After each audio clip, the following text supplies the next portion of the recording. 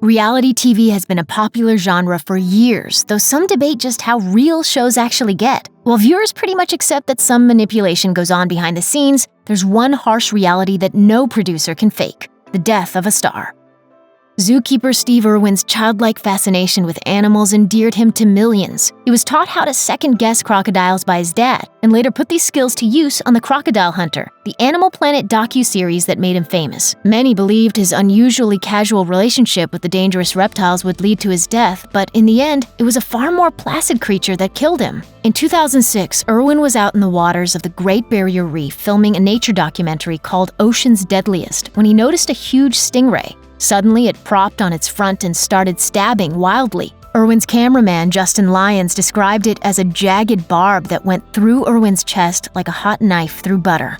He had an extraordinary threshold for pain, so I knew that when he was in pain, that it must have been painful. Upon discovering a 2-inch wide injury over his heart, Lyons rushed Irwin back to the boat, but sadly, the 44-year-old's injuries were just too severe for him to be saved.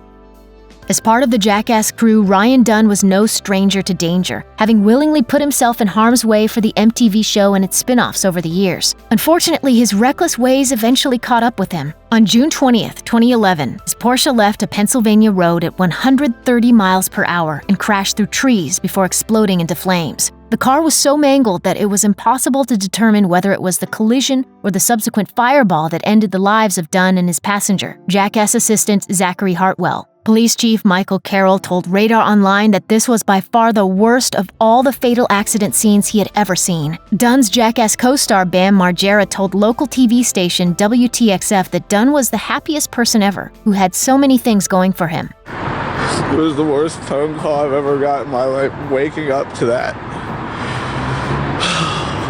At the time of his death, Dunn had just started filming a Mythbuster-style video game reality show called Proving Ground.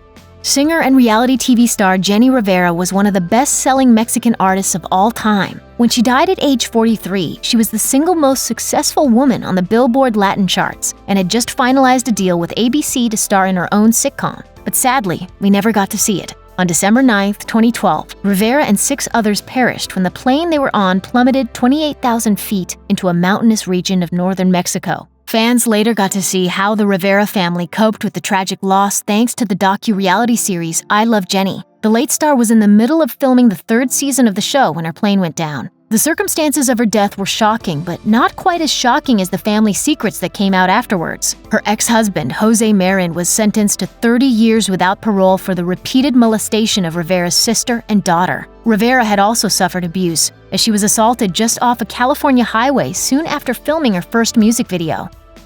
Man's Man Phil Harris starred in one of the few reality shows to bear any semblance to reality, Discovery Channel's Deadliest Catch. The chain-smoking fisherman was known to have ongoing health issues, and he suffered a devastating stroke while offloading crab in Alaska during the show's 6th season. Engineer Steve Ward found the captain and part owner of the Cornelia Marie on the floor of his room, unable to move. Harris was put into a medically induced coma and underwent extensive surgery. He asked for his family and friends after he came around, and for a few days, it looked as though he was going to be okay. But on February 9, 2010, things went downhill fast. Harris told his best friend Dan Mittman that he wasn't feeling as good as he was yesterday. When doctors told Mittman to leave the room, he knew in his heart what was happening. Harris died later that day. There have been a number of deaths on the Real Housewives franchise over the years, but none have been as explosive as Russell Armstrong's. The husband of Real Housewives of Beverly Hills star Taylor Armstrong took his own life in a Mulholland Drive house he'd been sharing with a friend after his wife filed for divorce. According to the coroner's report, he used an extension cord to hang himself in his bedroom. After her ex's death, Taylor revealed that she'd allegedly suffered abuse at his hands. On one occasion, he'd grabbed her neck and shoved her against the wall, and another time, he banged her head against a car. But when he was bad, he was the scariest human being I've ever met in my life. With this backstory now out in the open, it's no wonder that Armstrong was struggling with demons. Trashy reality shows have been one of MTV's specialties for decades, and Buck Wild was a prime example of that. Running for a single season in 2013, the show followed a group of young adults from West Virginia who did whatever they wanted. That usually involved drinking copious amounts of alcohol and mudding, aka driving their vehicles around in mud. According to former Buckwild star Shain Gandee, mudding can be quite the romantic experience, but it turns out it can also be a dangerous one. Gandee was found dead in his vehicle in April 2013 after he went mudding on a remote road and got stuck. The 23-year-old's uncle and friend were also present. According to local law enforcement, all three died of carbon monoxide poisoning. MTV was halfway through producing a second season of Buckwild when Gandee passed away, which convinced execs to pull the plug. When Diem Brown first appeared on MTV's Fresh Meat Real World Road Rules Challenge in 2006, she had just kicked cancer's butt. She took part in several seasons of the challenge over the next decade, coming out the victor in a second battle with ovarian cancer during that time. There would be no third comeback, however, as the disease returned once more to claim her life. Brown was sidelined during an episode of Battle of the Exes 2 in 2014 after she began experiencing excruciating abdominal pain, and she was later medically evacuated. The 34-year-old's flight from Panama to a New York City hospital was featured on the show, and her final words for viewers were extremely difficult to watch. Her prolonged troubles with cancer had forced her to have her ovaries removed, but she still intended to have a child via surrogacy one day. Sadly, that never happened. Funny to say that, but having a baby is normal, and I wanted something normal. And yeah, being a mom is really important to me, and I want to be able to have my kid.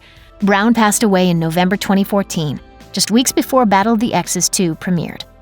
One of the many reality shows to document the daily lives of obscure regions in America, Swamp People follows gator hunters in Louisiana. Mitchell Guist was featured on the show up until his sudden death midway through Season 3, which shook the Swamp People family to its core. Executive producer Brian Catalina remembered Guist upon his death. His simplicity sometimes, I think, betrayed him, and people may have thought he wasn't very smart, but he was an incredibly smart man, a very clever man. A man who hunts alligators is always going to be living on the edge, but Guist's death wasn't caused by a gator. The bearded Cajun was working on a new houseboat on the Intracoastal Waterway in Louisiana when he suddenly collapsed. It was ultimately determined that a heart attack was the cause of death. Mitchell's brother and best friend Glenn vowed to complete the houseboat in his honor.